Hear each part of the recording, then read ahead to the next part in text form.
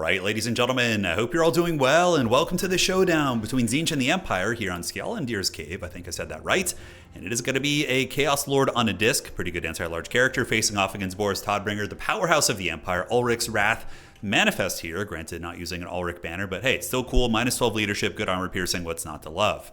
And as far as my build goes, going to be some skirmishers on the outside. We do have the Marauder Horsemen of Tzeentch, which are pretty decent here. They certainly give you some utility and early objective pressure. However, Pistoliers, in my experience as an Empire player, do tend to counter them because the Pistoliers' bullets will travel very directly and make contact, whereas the Javelins, with quick reactions, you can dodge a lot of the Javelin shots. See, many of these Javelins, a couple of them will hit, but it's not like the Pistoliers who just get right in there and tag those units very quickly. So one of the cool advantages that the Empire does have here. However, I think the Marauder Horsemen do win in combat. They have a better stat line, so if it does get down to fisticuffs, the Marauder Horsemen will be a little bit favored. Aside from that, we have a wall of warriors and marauder spears to help deal with cav, a metal caster, and this was a blunder. The metal caster was supposed to be on a disc, but I accidentally put him on foot, forgot to put him on a mount. So if you're watching this from a kind of competitive learning perspective, just put him up on a disc and you'll be all right. But metal magic is great here. Searing Doom is good against heavy cav, good against infantry, and Final Transmutation can punish any sort of a character play, and isn't bad. The Disc Lord, experimenting with him a little bit, but I figure he should be okay at attacking Boris, helping with his anti-large against cav, and just being an all-around menace.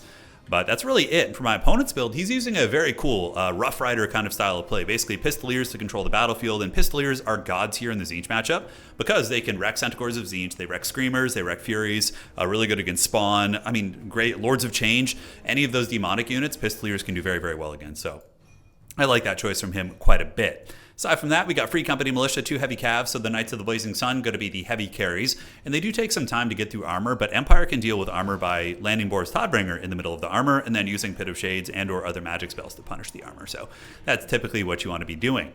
Now the battle is on, ladies and gentlemen. Centaurs of Tzeentch are going to be called out, seeing a lot of armor, a lot of mobility on the battlefield from my opponent. I don't want my infantry to be isolated against all these big scary cav units, so figure that we're going to be calling those out. But with 4 Pistoliers, he's going to be taking the initiative on the objective, as well as the Vanguard coming in from the Free Company Militia. And now the big epic cav charge, Knights of the Blazing Sun going to get in, and the Chaos Warriors will take the charge, and they don't take too much damage in the process. I try to catch him with a Searing Doom, but he actually retreats through my unit, which was a pretty cool play. We'll be taking some casualties in the process, but overall that was a win for him, I would say, because he was able to avoid my magic, baited out my magic, and also did some good damage against the Warriors. So very, very good stuff indeed. Now on the outside here, we will be taking Objective 3, and the fighting is going to be kind of focalized over here towards Objective 2, as the Spearmen moving into the Free Company, Warriors moving into the Free Company here as well. And the Grey Wizard eats a bunch of Javelins to the face, so that was very good. And had I noticed that, I would have probably popped a Final Transmutation there and maybe been able to get a kill, but I didn't quite see it. And, a slip up on my part. Coming in are the Screamers of Tzeentch, and they're going to be fighting with the Centaurs of Tzeentch, who did come out of reserve. The Knights of the Blazing Sun hit pretty damn hard and have good melee attack. They can very, very much get through the 22 melee defense of the Centaurs, but we're going to commit to the fight. We have Screamers there, we have the Chaos Lord of Tzeentch up on the disc, and overall, it's a pretty good fight for us. A lot of the Blazing Sun Knights are being taken down. We have the Javelin support nearby, and we do pull a bit of a value lead as my opponent does respond with a good Pit of Shades. Really, really nice, right in the epicenter of those Chaos Warriors. Definitely does some respectable damage, while my Metal Caster on foot going to be waddling, but see what I'm saying? It's not the end of the world that he's on foot. He's still, causing some havoc and doing his thing. So value trading 21 against 14 for us. I am going to be moving my spears over, realizing I don't really need them on the side objective, so I'm going to be collapsing in on the middle where really most of the heavy fighting is taking place. Here the Chaos Lord is going to be using Colossal Strike and Change or Die to buff up these Centaurs, and I felt pretty confident there. I was like, it's not going bad, but then the heavy hitters of Sigmar do arrive. The Royal Altdorf Gryphites have come to help the I guess his Ulrich homies here, but Sigmar worshipped Ulrich and everything, so it's all in the family, but I really like these in this matchup. A very disruptive unit. Now, he doesn't have healing for them, but he still does have the Shadow Magic and other aggressive magics to hurt my units, and their anti-large is going to be very brutal, in tandem with the fact that they do cause terror as well. So anything on my roster that isn't ITP, potentially going to be getting routed here. But the Gryphites do get beat up a little bit. Value 3.1 against 2.9, so pretty much a dead even game at this point, which is always nice. We do have the objective advantage, 147 against 352 here. And my Chaos Lord having some problems. I was trying to get away here, but the Demogryph Knight's got some really nice attacks. He is a large target. So this was like Jurassic Park, dude. I was trying to get away from the Demis there, and had I been trapped by those Pistoliers and not gotten back up into the sky, that could have been a game-losing play. Now, this is a really good teachable moment here as to why Greatswords are good in this matchup, because the other Chaos factions can call in some really, I would say, more cost-effective monstrous infantry, like Chaos Armored Trolls, like Blood Beasts, whatever. And they can come in and wreck greatswords. But against Tzeentch has to use like Spawn or Centaurs of Tzeentch to deal with these type of things, or magic, right? And considering my casters on foot can't really get over there super quickly, and I don't really have any monstrous infantry that can deal with greatswords, this is a really good call-in. And you never want to leave home against Tzeentch without at least 1 or 2 greatswords in reserve. They will trade very well into the Tzeentchian infantry in my experience, and are looking very stylish doing it with their powerful cod pieces. 3.6 against 3.8 on the value. In the middle, it's a little bit of a grind. We do have our Marauders battling it out, and the Chaos Warriors will probably defeat those Free Company after a couple minutes. Going to be getting back in here with these infantry, and now really the heavy fighting is going to take place here in the bushes, as my Warriors will be called out of reserve to intercept the Griffites, and we get a pretty okay fight here. We have the Chaos Sword of Tzeentch, Javelin support, 2 units of Centaurs, one of which is very healthy. I think they're actually both pretty healthy. But the Demogryph's going to get a nice sandwich in, and many of those Centaurs of Tzeentch are going to be paying the troll toll right now. But overall, a good fight for us. We get some HP up Boris Todbringer, get a lot of damage on the Knights of the Blazing Sun, and the Royal Altdorf Griffites should be taking some damage as well from all the Centaurs. We do also have infantry support, so the Chaos Warriors are nearby. But Pistoliers are rotating in. Really good micro for my opponent, getting the goodies over here. And I do pop the Skull of Gatam, which is going to be giving me Spell Mastery, and am going to be dropping a Final Transmutation right here. But the Demogryphs do escape it. Granted, they are going to be eating some of that damage, and I do manage to catch Boris Todbringer. So 5.7 against 5.4 currently. This little trade here with the magic was quite good. Boris Todbringer getting smashed, but I need to capitalize on it because, yeah, sure, the damage is cute, but he heals. Demogryph Knights get caught in the majority of that Final Transmutation, which was great, and we do get a good route. But the sustainable power of the Empire here is better. They have the Knights of the Blazing Sun reinforcing. They have the Greatswords as well.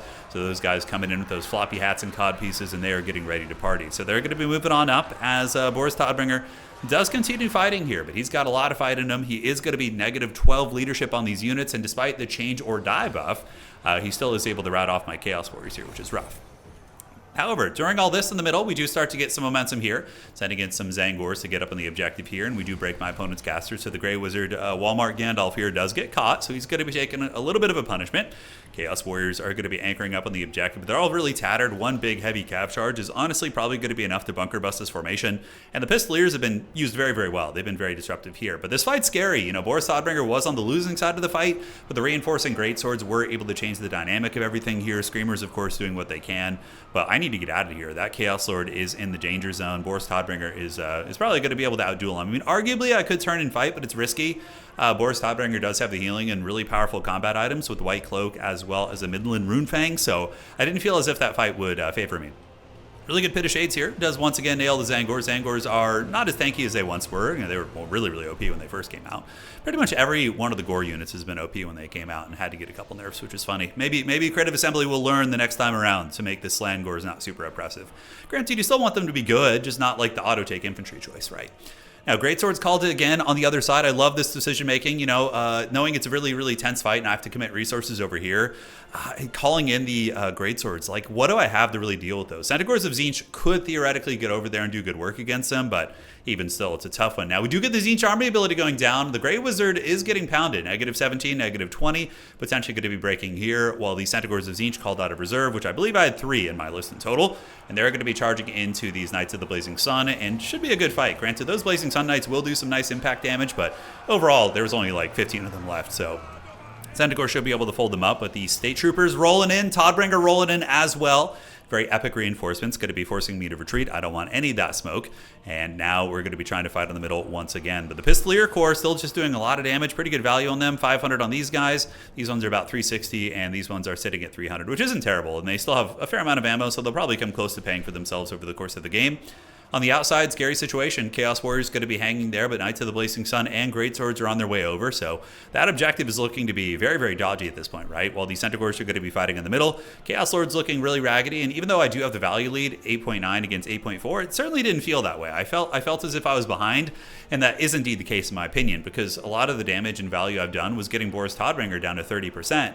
And that's, 800, 900,000 value, all of which is really contributing nothing to the state of the battle, right? If you damage a single entity, it's like in 40k, for example. If you're able to wipe a squad, you're taking their effectiveness off the table. Whereas if you shoot at a big Titan or Mortarian or something and he lives with a couple wounds, he's still going to come back and punch you in the face. And that's kind of the same thing that's going on here with Boris Todbringer. Discmaster going to be running, but the Pistolier Corps is going to be harrying. Warriors going to be retreating back. Gonna be trying to get some reinforcements in here. I believe we end up calling out screamers because that's pretty much all I had. I was trying to get my disc master over there, but these warriors are gonna have a pretty bad time against those cav. But in the middle, we do have a little bit of capture weight. The Chaos Warriors and the Centaurs of Tzeentch able to fold up some units. Chaos Warrior Halberd's gonna be heading over there as well. Meanwhile here, the Metal Caster and the remnants of those warriors gonna be fighting for this point. So very, very close match. It's definitely tooth and nail here. Halberds have a good opportunity to maybe roll over and change the dynamic of this objective. Really depends on the Winds of Magic situation for my opponent. Meanwhile, over here, Greatswords do manage to catch my poor Chaos Warriors. Change or die, going to be giving them some nice ward save, but Greatswords do defeat Chaos Warriors pretty, I would say, decisively. It's the Warriors will turn back some of the damage for sure, but at the end of the day, it's going to pretty heavily favor them. So at this point, I just commit to the fight. I'm like, all right, let's just get on these Greatswords, see what happens. Granted, a bit of a mistake. I should have pulled the Screamers back to the other side and waited for the Cav to come in, just use my Chaos Lord, but we are getting good damage on the Greatsword, so maybe that will give us the objective. Halberds on their way up. State Troopers are there as well. A couple Centaurs of Tzeentch and Zangors going to be trying to rally to get that point. On this side, we do have our Sorcerer and also calling some Zangors to try and wrestle this objective. But there are some healthy Greatswords here, which is very, very problematic. So those guys are going to be tough. But over here, Knights of the Blazing Chads and the Codpiece powerhouses, the Greatswords. God, I wish they were good in tabletop. I have a regiment of 20 Greatswords that I painted up, and they're just like my favorite models. But in tabletop, they're just so bad. I mean, not monsters, but elite infantry and tabletop and like mid-tier infantry are just so bad. Hopefully that'll get changed someday because I think they're so iconic. I don't know how they would go about that, but it would be very, very cool. So the Chaos Warriors and the Screamers kind of get wrecked, as does my Chaos Lord. And with that, that's going to be heralding in my doom. I do have a kind of one last bit of resurgence here, but there is going to be a beautiful Pit of Shades coming down. I thought I had gotten rid of the Grey Wizard, but I believe he was resummoned. So I was like, curse you, He-Man. And he gets a beautiful Pit of Shades right there on the Chaos Warriors. And ladies and gentlemen, that is basically going to be it. I do manage to steal the side point, which is pretty cute with the Zangors. Middle point's going to be taken by the Empire. My Lord over here are going to be routed down, and that's going to be it. So GG, well played. Really, really fun match, honestly. I'm learning to play Tzeentch a little bit. Orange Pest just getting into competitive as well, so super fun game. He played like an absolute Giga Chad that game. It was just beautiful play.